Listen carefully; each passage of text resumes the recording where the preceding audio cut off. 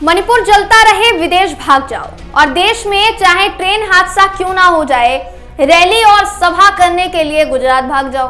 भागना ही तो है, पतली गली से निकलना ही तो है, किया जा सकता है, आसान काम है। क्या यही स्ट्रैटेजी हो गई आजकल प्रधानमंत्री नरेंद्र मोदी जी की? दोस्तों, मिजोरम का दौरा रद्द करके प्रधानमंत्री जी गुजरात के दौरे पर हैं। वहां इनसे मणिपुर को लेकर सवाल पूछ लिया जाता, हो सकता था मिजोरम में सवाल पूछ लिया जाता, शायद इसलिए नहीं गए। लेकिन अगर गुजरात जा सकते थे तो क्या आंध्र प्रदेश का दौरा नहीं कर सकते थे? प्रधानमंत्री मोदी जी की आदत बन गई है शायद कि चाहे देश में कहीं भी कोई भी आपदा क्यों ना आ जाए, कोई भी त्रासदी क्यों ना आ जाए, उनका प्रचार प्रसार थमना नहीं चाहिए। इसी को कहा जाता है आपदा में अवसर तलाशना। इस बार प्रधानमंत्री मोदी ने ये कैसे किया दोस्तों, आपको इस खबर में मैं पूरी डिटेल के साथ बताऊंगी। नमस्कार, मेरा नाम है जयंती झा और आप देख रहे हैं देश नीति।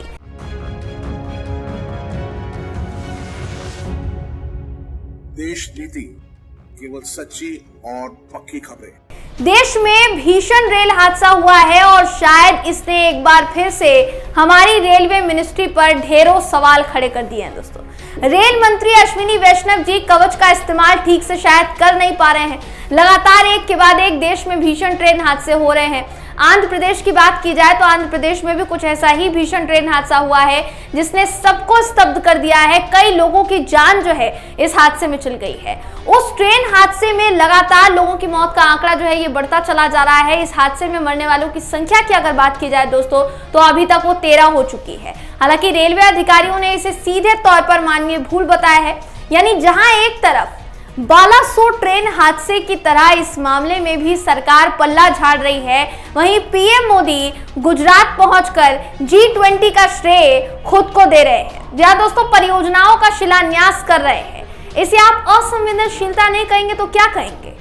थोड़ा इतिहास में अगर पीछे जाएंगे तो सरकार के ऐसे रवैये पर पीएम मोदी ने यूपीए की सरकार को एक नसीहत दी थी। क्या नसीहत दी थी, क्या कहा था, जरा आपको हम याद दिलाते हैं। मोदी जी ने कहा था, डूब मरो, डूब मरो, हमारे देश की सरकार चलाने वालों, डूब मरो, आपको शर्म आनी चाहिए। ये घाव पर नमक छिड़क रहे हैं आप लोग, ये प्रधानमंत्री मोदी ने कहा था। अब सोचिए नमक कौन छिड़क रहा है? ये नमक मोदी जी छिड़क रहे हैं या नहीं छिड़क रहे हैं? दोस्तों सवाल ये है कि अपने वक्त पर सब कुछ भुला क्यों दिया जाता है, दूसरे के वक्त पर आपको सब कुछ याद क्यों रहता है? बिल्कुल इसी तरह से प्रधानमंत्री जी अपने बीजेपी मुख्यालय में उस वक्त भी G20 का जश्न मना रहे थे जिस वक्त जम्मू कश्मीर में हमारे देश के जवान शहीद हो गए थे। उस पर भी बहुत आलोचना उनकी हुई। तो हर आपदा का इवेंट बनाना क्या पीएम मोदी जी की आदत बन गई है? ये सवाल तब तक खड़े होते रहेंगे जब तक मोदी जी सरकार में रहेंगे और इस तरीके की घटनाओं पर चुप्पी साधे रहेंगे। दोस्तों देखिए, बात की जाए इस ट्रेन हादसे की तो ये वाकई में भीषण ट्रेन हादसा है और इसको लेकर हर कोई स्तब्ध है। बिल्कुल उसी तरीके से जैसे बालासोर में ट्रेन हादसा हुआ था दोस्तों, और उसको लेकर भी सरकार ने बड़े दावे किए थे कि हम जांच कराएंगे, हम जांच कराकर सच का पता लगाएंगे। लेकिन अभी तक उस मामले में भी कोई ऐसा पुख्ता सबूत मिला नहीं कि आखिर क्यों हुआ था। उसको भी एक तरीके से पल्ला झाड़ते हुए मानवीय भूल बता दिया गया था और अब इस पूरे ट्रेन हादसे को भी रेलवे के अधिकारियों ने मानवीय भूल बता दिया है, महज एक मानवीय भूल बता दिया है, जिसकी वजह से अभी इस वक्त आप ये समझ लीजिए कि इसकी संभावना बहुत कम है कि इस मामले में जांच होगी कि नहीं, पता चल पाएगा सच का कि नहीं।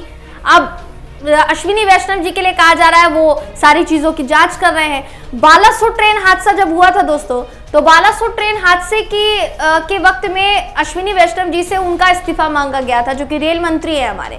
उनका जब इस्तीफा मांगा गया तो बीजेपी की तरफ से, अश्विनी वैष्णव जी की तरफ से, तमाम लोगों की तरफ से कहा गया कि ये समय वो समय नहीं है जब उनसे उनका इस्तीफा मांगा जाए, ये वो समय है कि जब जांच हो, पता चले सच का।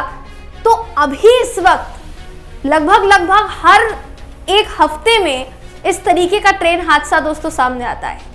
इस तरीके के ट्रेन हादसे और उसमें जाने वाले जो जाने हैं, उसमें जाने वाले जो लोग हैं जो अपने परिवार को छोड़कर चले गए, अपने परिवार के छोटे छोटे बच्चों को छोड़कर चले गए, क्या उन लोगों की भरपाई हमारे देश की सरकार कर पाएगी? क्योंकि वाकई में देखिए ये बहुत गंभीर मुद्दा है जिसको हल्के में लिया जा रहा है, बिल्कुल उसी तरीके से जैसे हर मुद्दे को हल्के में लिया जाता है।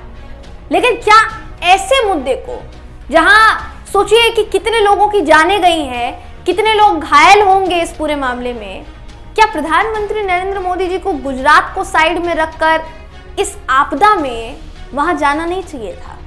वहां लोगों से बात नहीं करनी चाहिए थी? लोगों से बात करके उनको आश्वासन नहीं देना चाहिए था कि सब ठीक हो जाएगा?